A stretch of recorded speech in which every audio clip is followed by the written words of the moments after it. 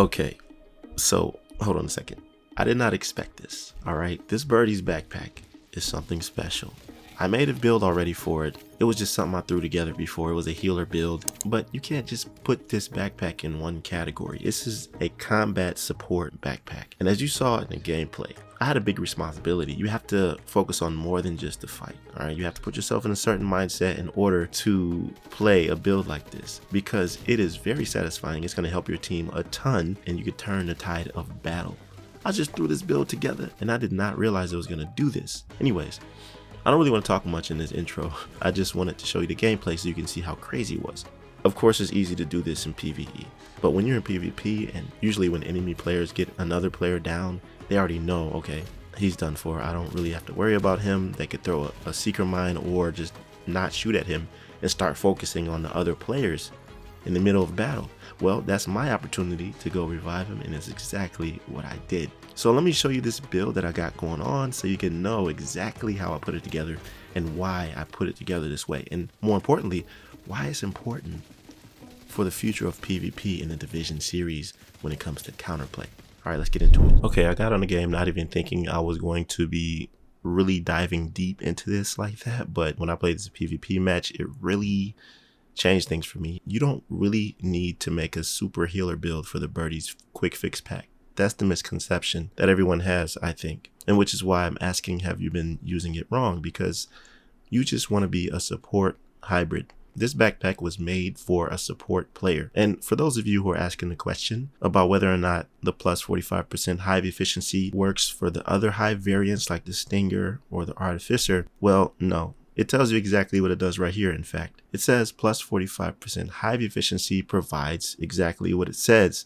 So I wouldn't assume that it would provide anything besides that. So it just gives you plus 50% damage reduction to both agents while being revived. And then 5 seconds after a successful hive revive. Oh, okay, I guess this is the difference right here. So when the hive is reviving the teammate, it gives you this bonus. But then it says, or 10 seconds after a manual revive, any successful revives provides +1 skill tier for 5 seconds. So there's a little bit more going on here in this description. Apparently it works a little bit differently, whether you're reviving them with a hive or manually reviving them. It can work as a support build, but you're not useless when it comes to DPS and skill damage. But the only issue I came across was that if you don't have the 𝐒𝐻𝐽𝐺 backpack, you're going to be losing armor and skill tiers. So you have to compensate for that, because with the backpack, it's just rolled to a skill tier, right? And it has fixed attributes, skill, haste, and repair skills. But what you want to do is make sure you have pieces that have skill damage and critical hit damage on here. On my stats, I'm at 48% crit chance and 130% crit damage. Now, I made sure I tried to roll skill damage and crit damage on all pieces, but some of them I couldn't do that. Like this 𝐒𝐻𝐽𝐺𝐸 mask is difficult to get with those attributes. Crit chance and damage is okay. And make sure you have crit chance mods on your gear. The capacitor is the primary I'm using, and this has some great crit exotic attachments. 10% crit chance on the optical scope, and then 30% crit damage on the muzzle. So yeah, the capacitor is great for this build, and it doesn't matter what else you have, like the secondary and the pistol. And in order to get more skill tiers, I had to do the 2-piece Brazos. And this is why the Ninja Bike is so great, right? Because the Ninja Bike allows me to only wear 1-piece Brazos, which then gives me the 2-piece for another skill tier. Not only that, the Ninja Bike bag also gives you an extra skill tier for having it on. So you really have to kind of make some moves to make the build exactly how it needs to be for this Birdie's build. The first build that I made, the Combat Medic, it was just a lot of healing and not enough damage for me. And I wanted to have variety. And when you have 6 skill tiers, all of your skills are going to work well, more than average, okay? Which is why I'm okay with not having repair skills rolled anywhere on my build. You can support your team and heal with the standard 6 skill tiers you have here. It's going to give you the maximum amount of repair charges and healing just for having that amount of skill tiers. And you see how I have a heal skill and a damage skill, the sticky bomb, explosive. This is great. You can choose if you want to use the fire sticky bomb, which does damage over time afterwards. That's actually my favorite variant, but for this one, I have a 2-piece 𝐒𝐻𝐽𝐺𝐸. And then the second piece gives explosive damage, 20% in fact, and that's a lot. Because explosive damage is scarce, and when you have it, it packs a punch, right? And the chest piece I'm using is a Providence for some headshot damage. Now, you don't have to use a Providence. I just have a really good chest piece that I was able to get, and I'm using Unbreakable so that I can survive with my 1.1 million armor. This is the highest amount of armor I was able to get without the Ninja Bike backpack in order to get 6 skill tiers. And if you're nimble enough, if you are tactful enough, if you know how to play PvP pretty much, you can use this build to your advantage. I mean, you saw the gameplay. I just hopped in that conflict match like, okay, let me see what this is about. I hope I don't die. And there was so many opportunities for me to go revive my teammates, and I just ran out there and did it. And guess what? It turned the tide of the battle, which is why we won. I can almost guarantee that if I had not revived all of those teammates, we would have lost that match. So I've heard some people saying that this is really good in PvP, but not only is it great in PvP, we haven't even got to Battle of Brooklyn yet. And that new gear set comes out called Final, I believe.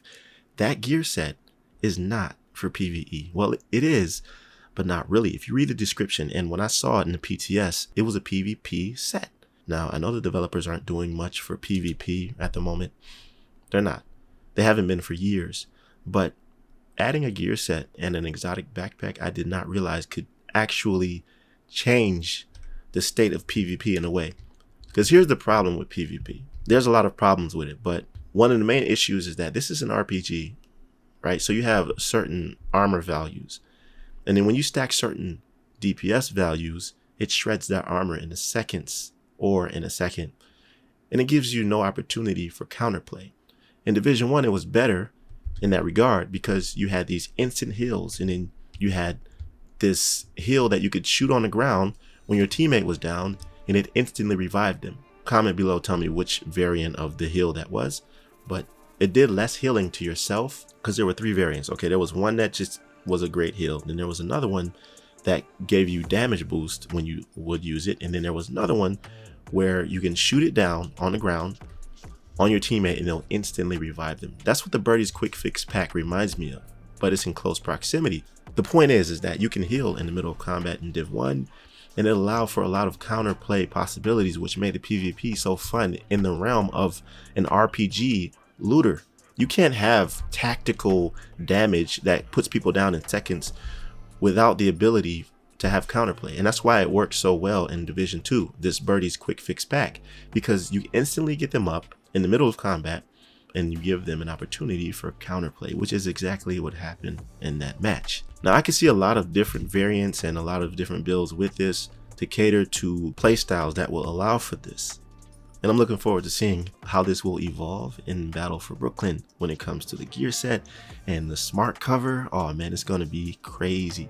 So hopefully this is going to turn the tide of where the developer's vision is when it comes to the overall concept of counterplay in PvP.